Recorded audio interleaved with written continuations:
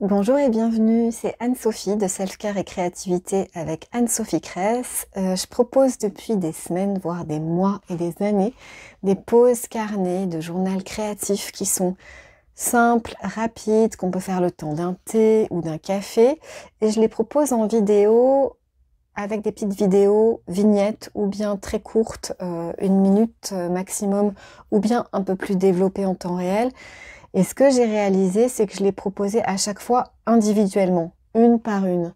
Et là, comme j'étais en train de passer en revue les derniers tutos que j'avais fait au mois d'avril, j'ai réalisé que ça pourrait être intéressant d'en montrer plusieurs à la fois sans rentrer dans les détails parce que vous avez tout sur ma chaîne YouTube et mon compte Instagram, mais en les passant en revue et en feuilletant ces 3 carnets de taille plutôt petite ou moyenne, pour vous donner une idée de ce que c'est le journal créatif et surtout pour vous donner envie de vous lancer, pour que vous puissiez réaliser qu'il n'y a pas besoin de savoir bien dessiner, bien écrire ou que sais-je encore, et que ce qu'on recherche avec le journal créatif, c'est vraiment du bien-être, de la détente, pause respiration, se déposer soi-même, sa journée, ses intentions, ses émotions. Je vais vous montrer quelques exemples. Je vais faire des petits commentaires au fur et à mesure, ce qui me vient spontanément. Cette série de pages de journal créatif, je l'aime beaucoup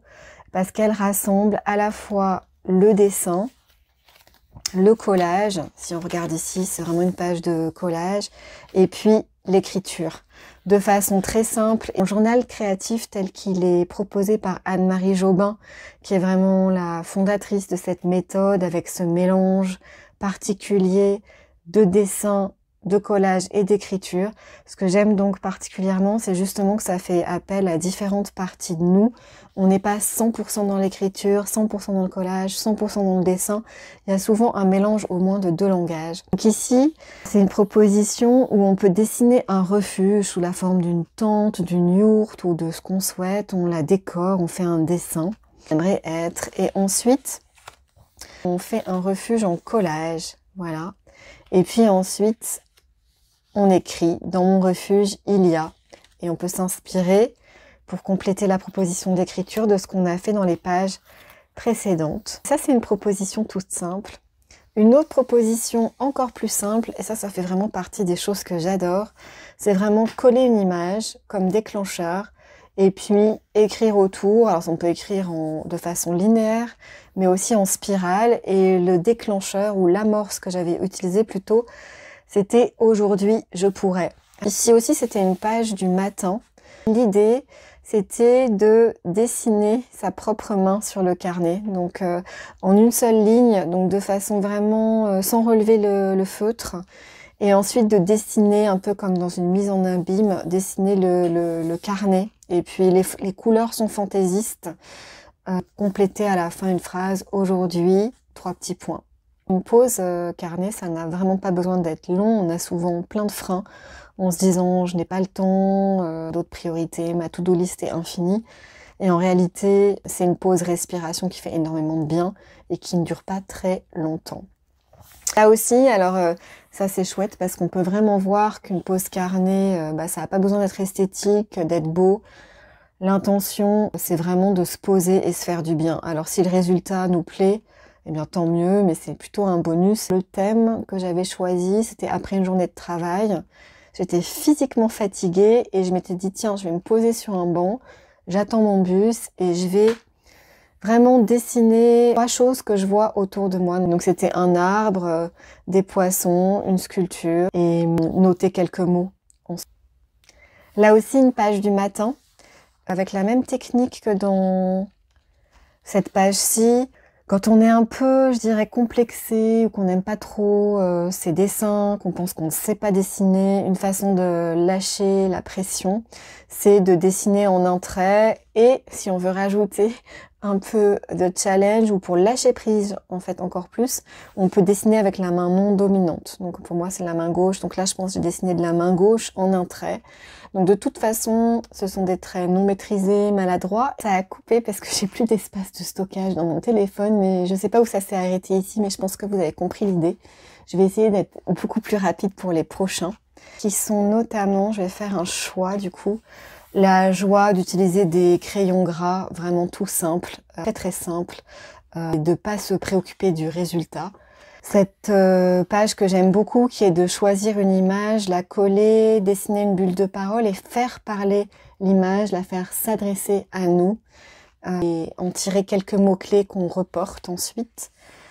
J'aime beaucoup aussi cette page toute simple qui est de prendre un mot, rajouter des couleurs et mettre quelques mots. J'aime aussi beaucoup dessiner ce qu'il y a autour de moi, c'est-à-dire que une simple tasse de café avec ce petit crayon que j'adore, 4 couleurs, et puis noter ensuite qu'est-ce que c'est l'abondance dans ma vie. Ça, vous trouvez le tuto sur ma chaîne YouTube et sur Instagram. On construit son sol, on fait pousser des choses pour sa journée. Et puis, ça, c'est une to-do list infinie dans laquelle j'ai entouré 2-3 choses pour ensuite laisser de côté tout le reste. Des mandalas, entre guillemets, hein, c'est-à-dire des cercles plutôt dans lesquels on met des couleurs. Là, c'est une proposition où j'ai dessiné des petits oiseaux, j'ai mis des couleurs dedans et ensuite j'ai écrit « Ce matin, les oiseaux m'ont dit » ou « Les oiseaux me disent ». C'est vraiment des pages qui viennent comme ça parce que c'est le printemps, par exemple. Donc, tout est inspiration possible. Là, j'ai une proposition très récente où on laisse parler les crayons. C'est-à-dire que quand je suis face à la page blanche, parfois, je ne sais pas du tout par quoi commencer. Et là, je me suis dit, bah tiens, j'avais 4 feutres. Je me suis dit, bah je commence. Où est-ce que ce feutre voudrait aller? Ensuite, un deuxième. Où est-ce qu'il voudrait aller ce deuxième feutre, un troisième, un quatrième. Et puis là, c'est la dernière proposition de ce matin qui est, bah justement, il y avait ces tulipes dans ce mini vase et je me suis dit, bah en fait, je peux tout simplement les dessiner. Pareil, hein, parce que face à une page blanche, on ne sait pas toujours quoi faire, enfin par quoi commencer. Et par contre, le plus dur, c'est de se lancer parce qu'une fois qu'on est lancé, c'est le bonheur, j'ai envie de dire, parce qu'on est dans le geste, dans le matériau, dans la couleur, etc. Et puis ensuite, quelques réflexions toutes simples. Donc, si cette vidéo vous a inspiré, j'en serais vraiment ravie. Je voulais surtout montrer que c'était pas compliqué, entre guillemets, de faire du journal créatif, qu'il ne fallait pas savoir dessiner, la preuve. L'intention, c'est de s'offrir des moments à soi. Et si cette vidéo vous a donné envie de prendre de quoi écrire, de quoi dessiner et puis de quoi coller, hein, un tube de colle et puis un magazine qui traîne ou même un dépliant, eh bien cette vidéo aura eu une utilité. Voilà, retrouvez tous mes tutos sur ma chaîne YouTube Self-Care et Créativité avec Anne-Sophie Cress. Abonnez-vous si vous ne voulez en rater aucune. Et puis, si vous avez envie d'aller plus loin, j'ai un best-of de 16 propositions créatives dans le carnet qui s'appelle Pause créative au pluriel et qui est disponible sur Amazon. Je vais mettre le lien dans la description de cette vidéo et puis sinon vous le trouvez en cherchant Pause créative au pluriel Anne-Sophie Cress sur Amazon. À bientôt.